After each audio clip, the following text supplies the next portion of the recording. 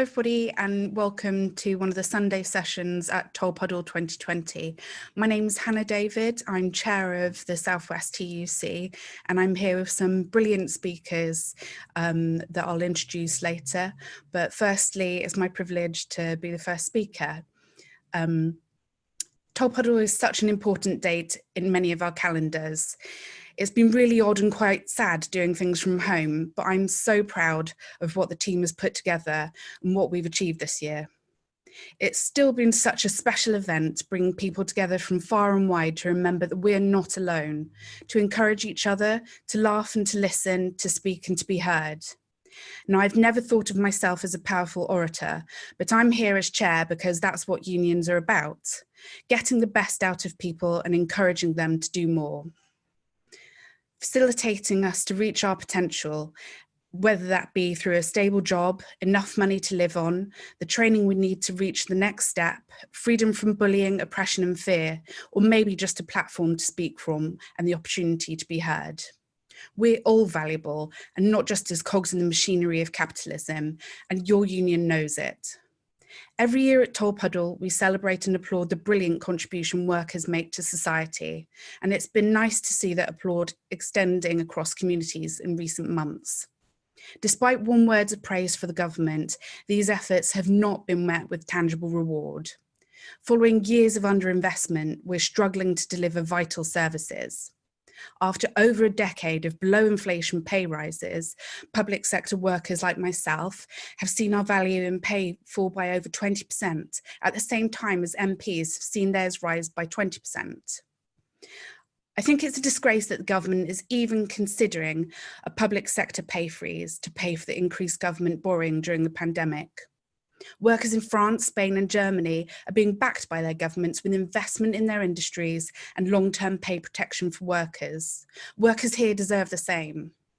Our government has delivered, what the government has delivered is so far is not good enough. It's a truth universally acknowledged that workers need a secure job with a decent wage, not a discount at Wetherspoons. COVID has seen a reawakened respect for key workers and a reassessment of what really is key. The people who put food on the tables, get toilet roll on the shelves, educate our children, look after our grandparents and care for our sick, disabled and dying are far more valuable than many of those on the top of the pay scale. With children going hungry whilst away from school, ever-increasing food bank use, and the realisation that our cultural institutions and the NHS can't be squeezed any further, there's an increased public awareness of the devastating impact of austerity policies, first enforced after the 2008 bailout of bankers. As a movement, we need to continue to organise and to fight in the spirit of solidarity for fair pay and job security for all workers. Since the pandemic began, I've seen how trade unions have played a vital role in winning sick pay entitlement for thousands of workers and making sure workplaces are safe. This is mostly happening behind the scenes. Our movement has fought hard to protect those workers from needlessly being in workplaces to ensure that they're able to stay safe at home. Whilst we're all keen to see our colleagues, friends and family, to hug, to travel and explore, we know the post-pandemic world must look very different to what went before. Workplaces must be at the heart of a green recovery plan to meet the huge challenges facing the nation. We've seen how flexibly we can work, and with the right equipment and right connection, we don't have to live in the city or commute into town. Jobs can be local. We need to keep the pressure for a shorter working week with no loss of pay, to realise the benefits of new technology and to facilitate job creation in order to mitigate against mass unemployment. I stood for chair with the hope of continuing championing the people we often see less well presented in prominent union positions, to help give them a platform. We all have a responsibility to learn to be the best advocate we can be. We proudly stand alongside our brothers and sisters in the Black Lives Matter movement. The pandemic has underlined the need for structural discrimination to be addressed. Like other unions, my union PCS has had to fight for sick pay for outsourced workers who, because of mass privatisation since the 80s, have been subject to worsening terms and conditions than the civil servants they work alongside. A high proportion of these workers have protected characteristics. 80% of cleaners are women, 16% of cleaners and 26% of security guards are Black workers. How can it be fair that someone working in a minister's office should be paid less than the real living wage and only be entitled to £19 a day in statutory sick pay? How can it be fair that any worker should feel they can't afford to go home from work when they have COVID-19 symptoms? Well, that is what's happening. That is what happened to Emmanuel Gnomes, a cleaner employed by OCS at the Ministry of Justice's headquarters. He continued to attend work with symptoms because OCS refused to pay him full pay to self-isolate. Sadly, Emmanuel became ill at work and tragically passed away on the 23rd of April. May Emmanuel Gomez and all of the victims of COVID and victims of work-related death rest in peace. May Emmanuel's memory live on as we fight for every worker to have the right for sick pay. We've seen that together we can win, and we must win. We may be living in extraordinary times, but one thing remains the same. We can only win if we stand together, united and organised. Not just with our colleagues, friends and family, but with strangers and not yet friends. Our long history shows us we are not a moment, we are a movement. Thank you very much, everybody. It's my absolute pleasure to introduce our first speaker, Bev Clarkson, from who is the Unite National Officer for Agriculture, National Officer for Food, Agriculture and Retail for the Unite Union. She was a trade union member for 38 years and an officer for 20 years. Coming from Yorkshire and living through Thatcher's fight with the miners, only strengthened her solid belief that we need unions for the working class because the Tory government only wants to suppress our voices. Bev, thank you and welcome. Well, good afternoon, everyone. And firstly, I would like to thank the event organisers for making sure that this year's event has managed to go ahead under really difficult worldwide circumstances due to this pandemic.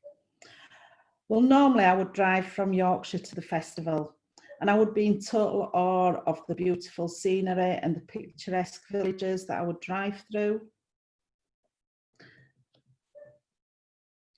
It conjures up images in my mind as I've drove through of wealth, health, good living and people that live there. However, in reality, the truth is far from that. All we have to do is scratch a little bit behind the surface. And the fact is that a lot of the people here are living well below the poverty line. These are the unknown faces behind the beautiful countryside. They don't live in the thatched cottages and the big farmhouses. These are people that are living in overcrowded caravans and dormitories with just a few pounds left in their pockets each week to live on. We often see on the TV the poverty in the urban inner cities. What we don't see is the poverty that lies within our countryside and our green and pleasant land. We think that people live in the beautiful rural villages are living the dream of afternoon teas, watching the cricket on a Sunday afternoon, but the fact is that they are in a living nightmare. What is this? Why is this happening? Poor infrastructure is one of the reasons I believe that is needed. I mentioned at the beginning that I would normally drive down to Tolpuddle. Well, the reason I would drive is that I would have to take 4 trains and 2 taxis. Yet this government has already ploughed over 50 billion into HS2 so that people travelling from the north can get to the powerhouse of London just 20 minutes quicker. This money should be ploughed into our rural infrastructure. Maybe then large employers will look to bring much needed jobs into the rural community. Poor, slow internet. Yet Boris's manifesto, he committed to full fibre for everyone by 2025. but that's not good enough. It is really needed now. Unaffordable housing. A lot of the farmers are tenanted farmers who have to pay astronomical rents. And because of this, they have to rely on underage, underskilled, and often migrant workers to work on the farms to help them. No health and safety procedures are put in place. This is a sector that is so under-regulated, and we really need to start asking the questions why. We should now start to campaign more strongly for the reintroduction of the Agricultural Wages Board to be introduced in England. We have to ask ourselves why this government will not reinstate it when all the other developed countries have it. Wages should be monitored, but we all know that in this sector they aren't. Only last week we saw an outbreak of COVID-19 at a farm called Ace Green. Only 3 English female workers, one of which quit because of the poor pay and horrendous working conditions. The rest of the workers were all migrant workers. Most of the migrant workforce are recruited in their homeland by third-party agencies, promising good housing, good salary. They are selling them a dream of the land of milk and honey, but in reality what they are getting is dry bread and water. These workers are too frightened to put their heads above the parapet because they are disposable commodities. There is always another 100 people behind them that are willing to take their places on false promises. We are one of the wealthiest countries in the world. Where is our social conscience? For the poorest in society, the hidden faces that lie behind the idyllic rodel pitch postcard villages. I'll finish on this note now and just hope that I have given you all something to think about. When you go into the supermarkets and you're buying your perfectly shaped strawberries and your perfect carrots, what has the cost been for them to get there? Thanks everybody, and hopefully I'll see you all in person next year at the 2021 Tolpuddle Festival. Thank you.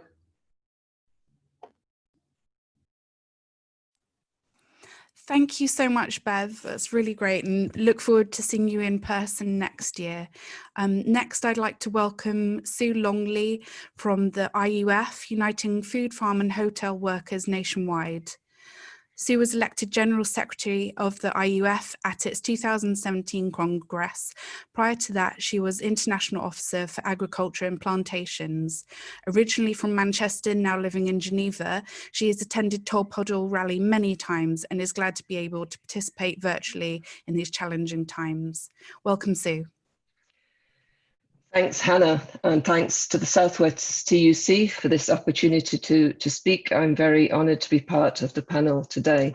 Let me just briefly introduce the IUF for those of you who might not be so familiar with the global trade union movement. We are the global union representing workers throughout the food chain, so in agriculture, food, hotels, tourism, from plough to plate, as we like to say. We currently have 425 affiliated trade unions in 127 countries, and are very proud to count a number of British trade unions amongst our affiliates.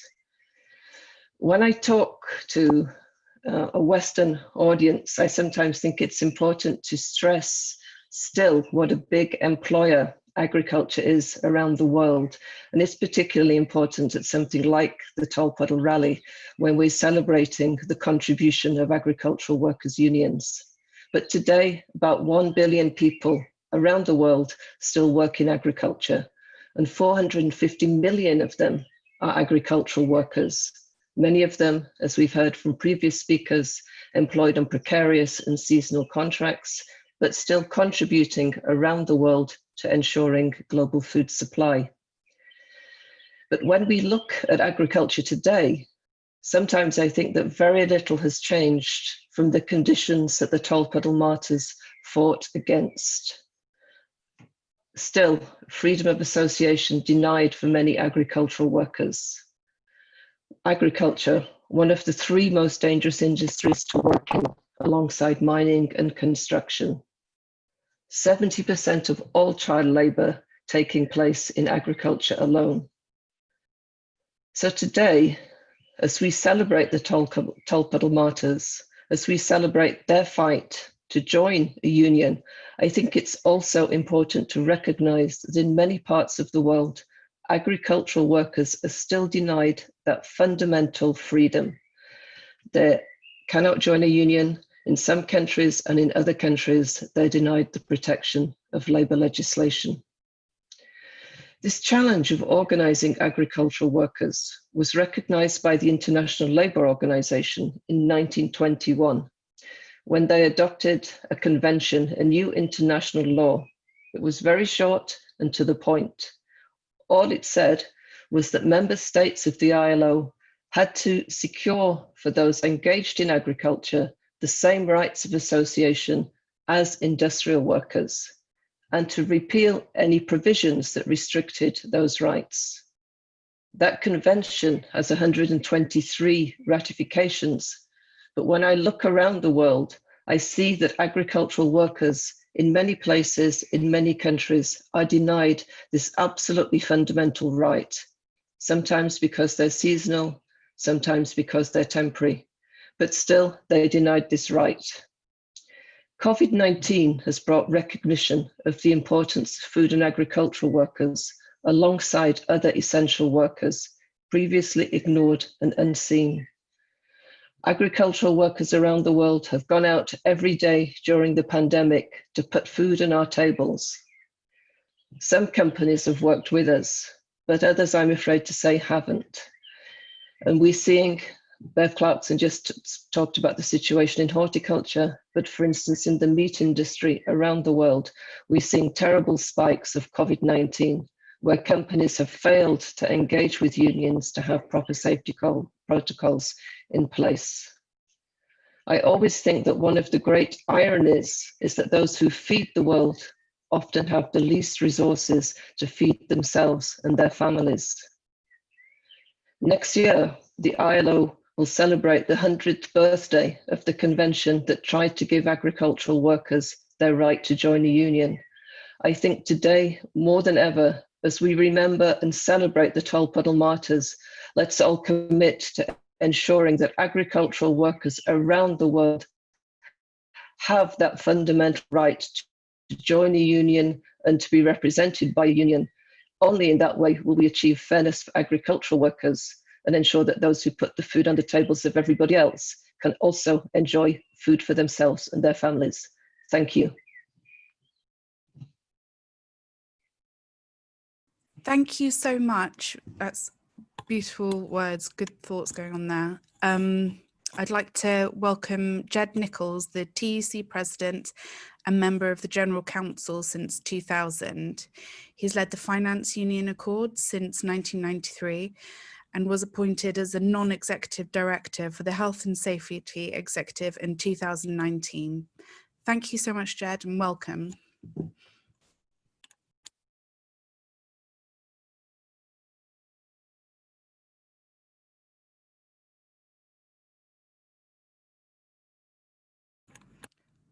Sorry, Ged, I'm afraid you need to unmute possibly.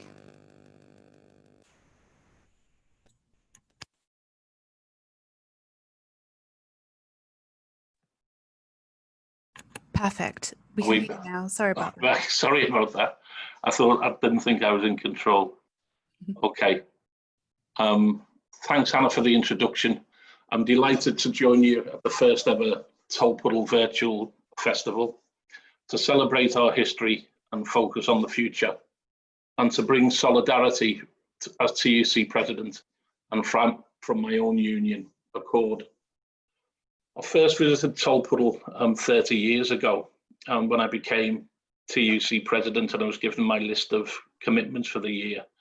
I was delighted to see the opportunity to lay a wreath in honour of the Tolpuddle Martyrs and to follow in the footsteps of many of my trade union heroes, some of whom are sadly no longer with us. I didn't dream that I'd be making a contribution through a computer screen from my dining room. So it's been an incredible year since I took over from Mark Sawatka. In my 9 months of office so far, we've had a general election that didn't deliver the outcome we would all want, Brexit, and now COVID. I'm sure some people will be pleased to see the back of me come September, when hopefully things will start to improve. But amidst these tough times, there's been a lot to celebrate too. I'm proud that our movement has led from the front during the current crisis. I'm proud that we negotiated support schemes protecting over 10 million workers' livelihoods. I'm proud that we've spoken up for all the wonderful key workers in our NHS, social care and other public services, in transport, logistics and retail, and my own members too in high street banks and call centres who've been helping people to work through their finances and manage better at this really difficult time. Friends, this crisis has shown everyone the value of trade unionism, public and private, manufacturing and services, but let nobody be in any doubt. Workers need collective representation, and together we really are stronger. And that's why I'm delighted that this year's Tolpuddle takes place against the backdrop of growth. Modest growth for sure, but signs that we're really beginning to turn the corner. At the TUC's organising festival last week, there was real appetite for change, to make sure strong growing unions are part of the post-COVID landscape. I've been the General Secretary for 27 years, and I've seen the importance of organising time and time again, and linking it to our work on equality and learning. I know that many unions share these priorities, and I'm confident that we'll see the benefit of this work, building a movement that is not just more diverse, but more representative of the people we aspire to represent. Among them, millions of key workers who desperately need a collective voice. Friends, I'm convinced that there's never been more of a need for a strong, effective trade union movement than now. Workers today face many challenges that would have been all too familiar to the Tolpuddle Martyrs. An economy that enriches too few and fails far too many. Insecure jobs and bad bosses. And a government that simply doesn't care about the poor and the ordinary. As in 1834, it's only by getting ourselves organised that we'll win a future fair for all. Our immediate priority, of course, is the post-pandemic economy. Protecting workers, protecting jobs, protecting livelihoods. And that's why we need a new deal that's worthy of the name, and why we need a fair labour market.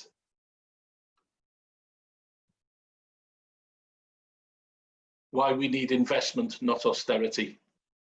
For young and old, black and white, women and men, everyone deserves fairness at work. And when this is over, there can be no going back to business as usual, not just for the many, but for all.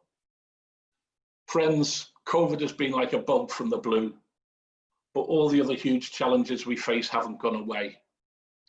There's the long-term impact of Brexit on our national prosperity, the rise of the far right, populism and racism, and the tech revolution that will change the way all of us work.